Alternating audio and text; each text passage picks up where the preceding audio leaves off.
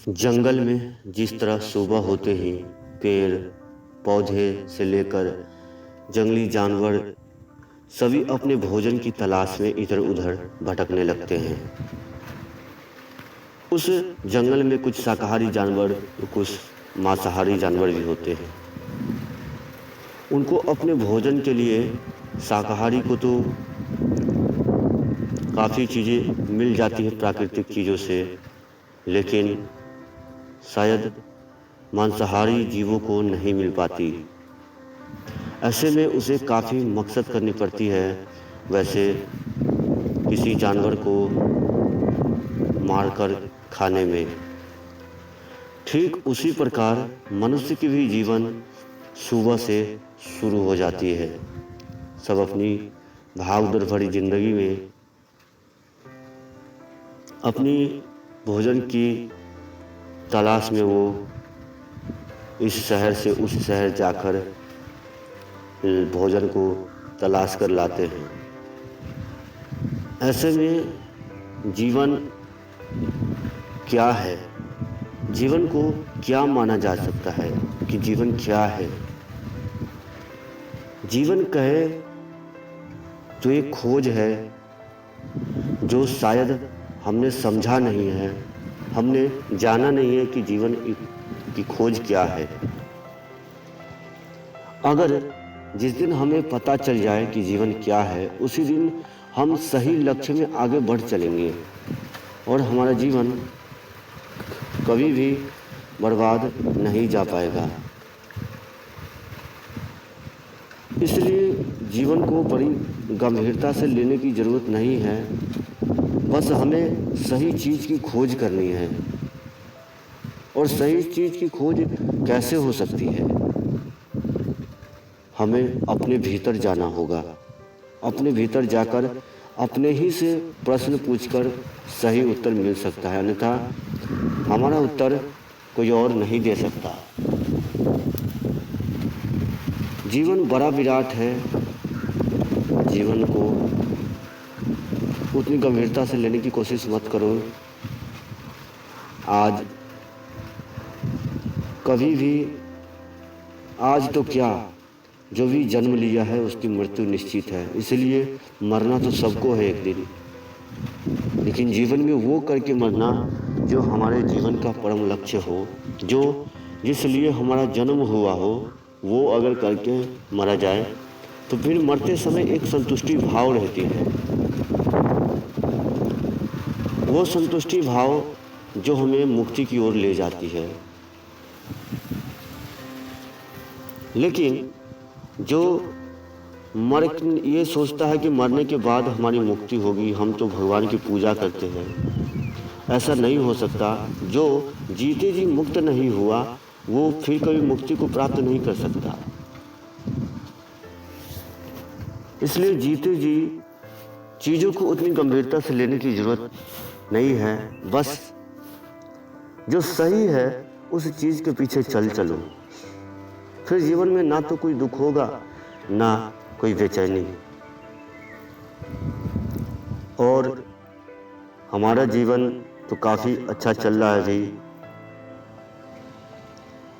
जीवन इतनी अच्छा चल रहा है ना कि मैं बता भी नहीं सकता। इसलिए मैं कहता हूँ सभी को कि ध्यान किया करो। ध्यान हमें वो आंखें देती है, वो जिंदगी देती है कि शायद कोई और धन दौलत, दुनिया की कोई भी धन दौलत नहीं दे सकता। तो ध्यान अवश्य किया करो। ध्यान एक बड़ी द्वार की कुंजी है जिसमें जाने के बाद हर कोई वहाँ मनमग्न हो जाता है, आनंदमय हो जाता है। सच बात तो ये है कि यहाँ तो कोई न कुछ पा पाया है और न कुछ पा पाएगा। इसलिए जो तुम्हारे पास है ये मत सोचो कि मेरे पास इतना कुछ होगा तो मैं खुश हो जाऊंगा, मेरे पास ये होगा तो मैं खुश होऊंगा। नहीं, जब आज तुम खुश नहीं हो, तुम्हारे पास वो चीज़ है जो शायद दुनिया के बहुत से लोगों में नहीं है।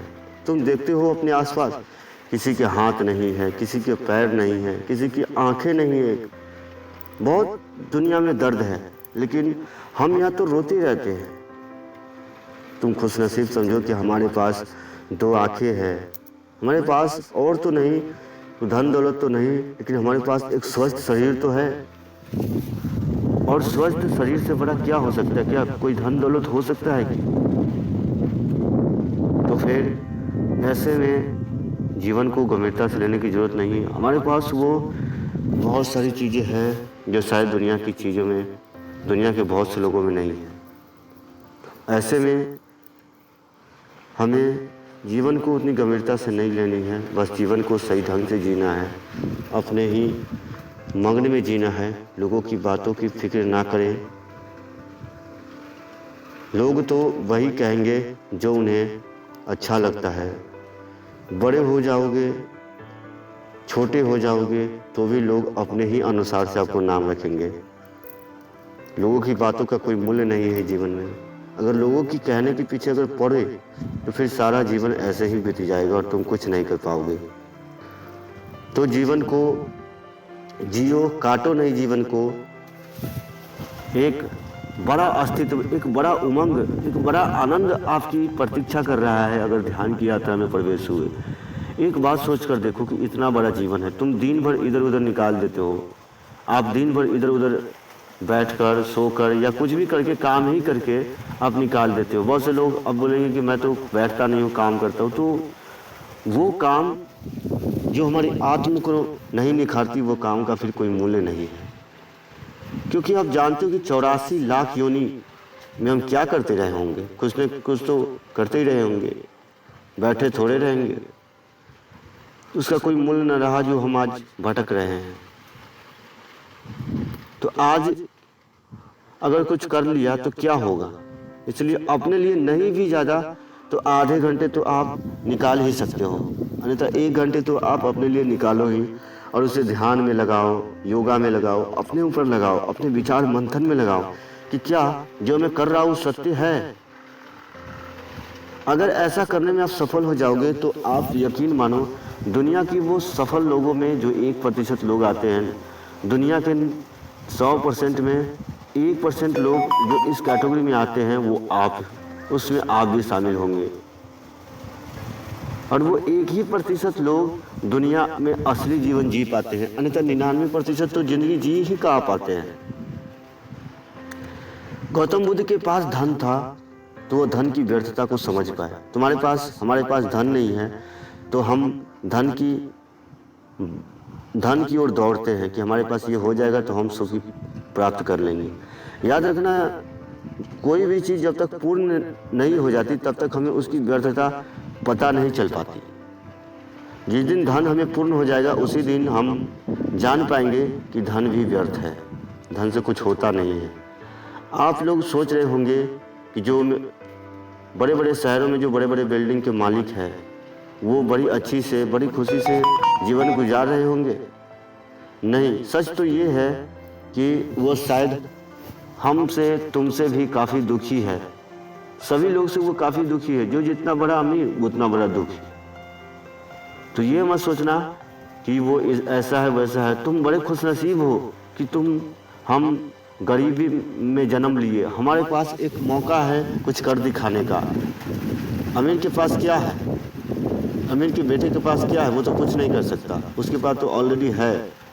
लेकिन हमारे पास नहीं है। हमारे पास एक अपॉर्चुनिटी है, हमारे पास एक मौका है, हमारे पास कुछ कर दिखाने का मौका है जो अमीरों के पास नहीं होती। तो अपनी काबिलियत पर भरोसा रखना, अपनी मेहनत पर भरोसा रखना और जीवन में आगे बढ़ते रहना, यही जीवन है। जीवन को बड़ी गंभीरता से मत लेना। मैं बार बार कहता हूँ, जो चल रहा है अच्छा चल रहा है, जो होगा वो अच्छा ही होगा, जो हुआ सो अच्छा हुआ, और जो हो रहा है अच्छा हो रहा है। यहाँ कोई चीज़ गलत नहीं हो रही। ये ईश्वर की दुनिया है और यहाँ कोई भी चीज़ गलत हो ही नहीं सकता।